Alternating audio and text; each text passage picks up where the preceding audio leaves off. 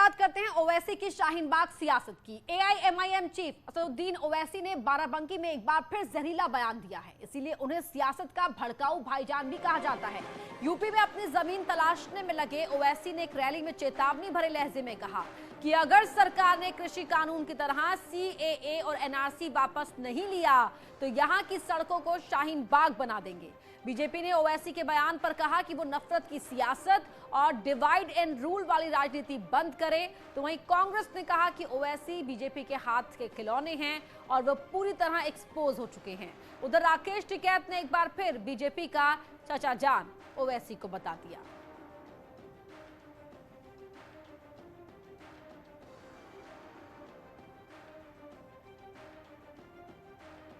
मुतालबा करते कि सीएए कानून को भी वापस लिया जाए। हमसे मीडिया वाले पूछ रहे हैं कि अगर नहीं करे तो क्या करेंगे। अगर एनपीआर और एनआरसी का कानून बनाएंगे तो हम दोबारा रोड पे निकलेंगे, यहीं पर भी शाहीन बाग बनेगा इंशाअल्लाह ताला। हम खुद आएंगे यहाँ पर।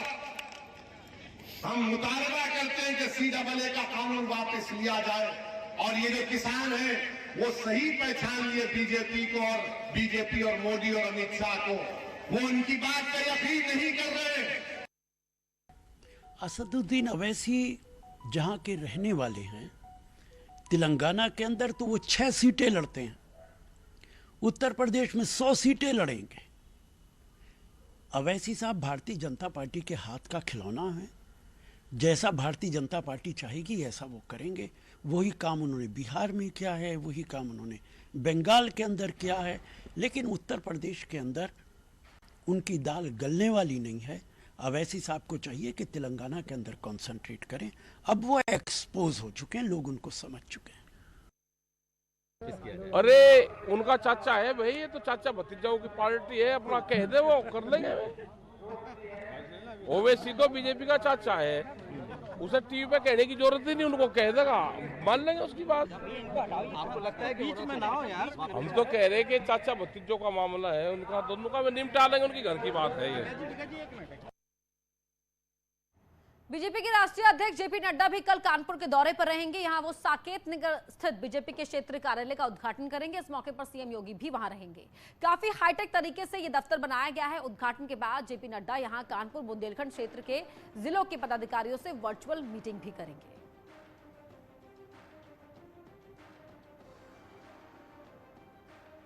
भारतीय जनता पार्टी के कानपुर बुंदेलखंड के उस कार्यालय में खड़ा हूं, जिसे पूरी तरीके से हाईटेक बनाया गया है। पहले तो इस बिल्डिंग का दृश्य देखिए, जिसका आर्किटेक्चर है, या इसके रूम्स की बात की जाए, कॉन्फ्रेंस रूम की बात की जाए, पार्टी रूम्स की बात की जाए, या अलग से जो एक सब रूम बनाए गए हैं, उसका कल उद्घाटन करेंगे। राष्ट्रीय अध्यक्ष कल यहाँ भारतीय जनता पार्टी के पदाधिकारियों के साथ इसका उद्घाटन करेंगे। इसके यहाँ से लगभग 17 जनपदों के पदाधिकारियों का कंट्रोल यहाँ से होगा। 22 के लिए कार्यालय को हाईटेक बनाया गया है ताकि हाईटेक जीत उनके पल्ले में आए। वीडियो जर्नलिस्ट आशीष पांडे के साथ अमित गंजू, न्यूज़ 18 कानपुर। –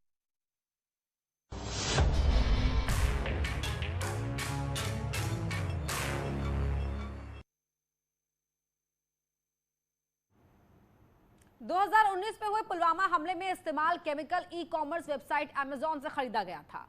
भारत में कारोबारियों के संगठन confederation of all India traders ने ई कॉमर्स कंपनी अमेजॉन पर गंभीर आरोप लगाए हैं। सीएआईटी ने आरोप लगाया है कि 2019 में हुए पुलवामा हमले में जो विस्फोटक इस्तेमाल किए गए, उन्हें बनाने का केमिकल अमेजॉन से मंगाया गया था। संगठन के मुताबिक आतंकियों ने अमेजॉन से ही अमोनियम नाइट्रेट जैसे केमिकल खरीदे, जिन पर भारत में बैन है और उन्हें खुले बाजार से खरीदा नहीं जा सकता। आरोप है कि बाद में इन्हीं केमिकल और दूसरी चीजों के जरिए आईईडी तैयार की गई, जिसका पुलवामा हमले में इस्तेमाल किया गया। संगठन ने इन आरोपों के पीछे एनआईए की जांच का हवाला दिया है। 14 फरवरी 2019 में हुए इस हमले में सीआरपीएफ के 40 से ज्यादा जवान शहीद हो गए थे। मामला सामने आने के बाद सीआईटी ने अमेजॉन पर देशद्रोह का मुकदमा दर्ज करने की भी मांग की है।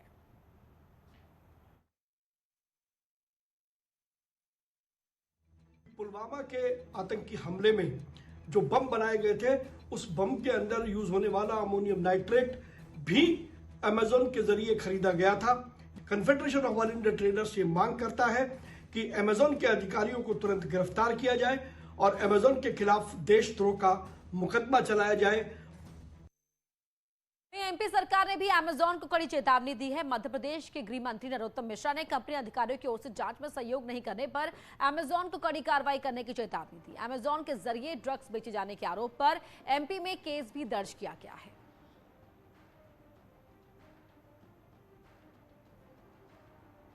एक कंपनी ऐसी जिसका जीएसटी गलत है, एक कंपनी ऐसी जिसके नाम गलत है, और उसके साथ अगर अमेजन व्यापार करे, वो भी नशे का व्यापार करे, ये साइबर क्राइम से भी गंभीर क्राइम है। और हम मध्य प्रदेश में इस तरह की क्राइम को बढ़ावा तो नहीं होने देंगे।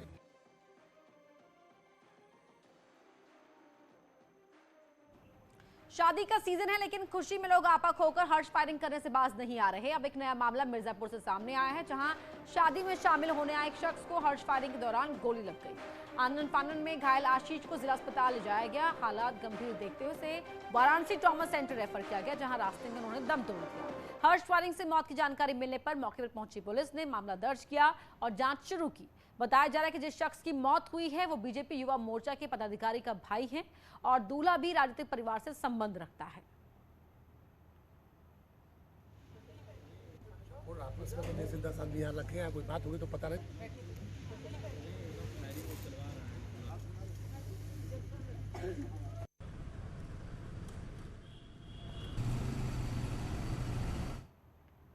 अगली खबर लखनऊ से है, जहां दो पक्षों में मारपीट हुई है। बारात के रास्ते को लेकर यहां झगड़ा हुआ। सारे लोग बारातियों के बीच मारपीट हुई है।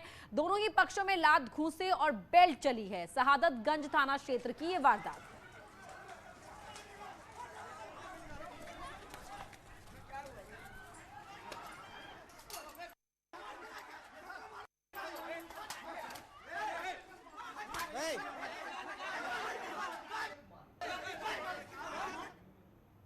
फतेहपुर में बदमाशों ने 11 साल के बच्चे को अगवा कर लिया। बदमाश बच्चे को लेकर गाड़ी से भाग रहे, तभी ट्रैफिक में डीसीएम गाड़ी फंस गई। इस दौरान बच्चा गाड़ी से कूदकर पास ही खड़े एक होमगार्ड के पास पहुंचा। बच्चे ने अपने किडनैपिंग के बारे में होमगार्ड को बताया, लेकिन तब तक बदमाश फरार हो चुके थे। घटना खागा कोतवाल इलाके की है। बच्चे की किडनैपिंग की सूचना के बाद उसके परिजन भी मौके पर पहुंच गए और अज्ञात बदमाशों के खिलाफ पुलिस में शिकायत दी है। पुलिस अब आसपास लगे सीसीटीवी की मदद से बदमाशों की शिनाख्त करने की कोशिश कर रही है। हम पुलिया पर बैठे थे, वहाँ पे एक डीसीएम आई, वहाँ पे 2 व्यक्ति थे, जबरदस्ती बैठा के यहाँ पे खागा तक लाए। फिर खागा से हम कूद गए, भाग गए। कहाँ से लेके आए थे? गाँव से। कानपुर के नौबस्ता थाना क्षेत्र के यशोदा नगर इलाके में शादी समारोह के दौरान डीजे पर डांस करने को लेकर विवाद हो गया। देखते ही देखते विवाद मारपीट में बदल गया। पहले गेस्ट हाउस के अंदर मारपीट हुई, इसके बाद दोनों ही पक्ष सड़क पर आकर मारपीट करने लगे।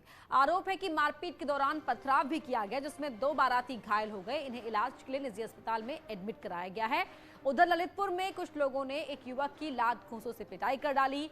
युवक चीखता चिल्लाता रहा, लेकिन मौके पर मौजूद लोगों में से किसी ने भी बचाने की कोशिश नहीं की। बताया जा रहा है कि पुरानी रंजिश के चलते युवक की पिटाई की गई।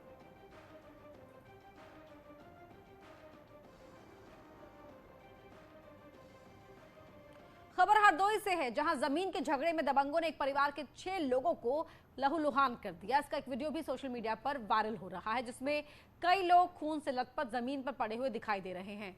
पाली थाने में मामले की तहरीर दी गई है। पीड़ित पक्ष ने पुलिस से सख्त कार्रवाई की मांग की है।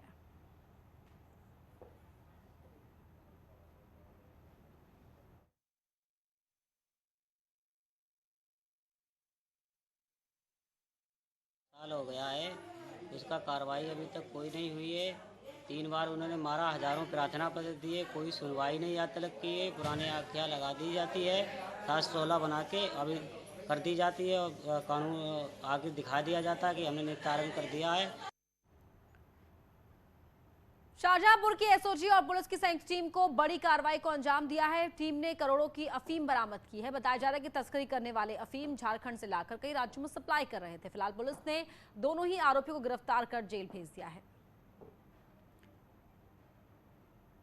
सूत्रों से पुलिस को मालूम पड़ा है कि इलाके में अफीम की तस्करी हो रही, जिसके बाद पुलिस ने अफीम के साथ शाहजहांपुर के ही 2 आरोपियों को गिरफ्तार किया।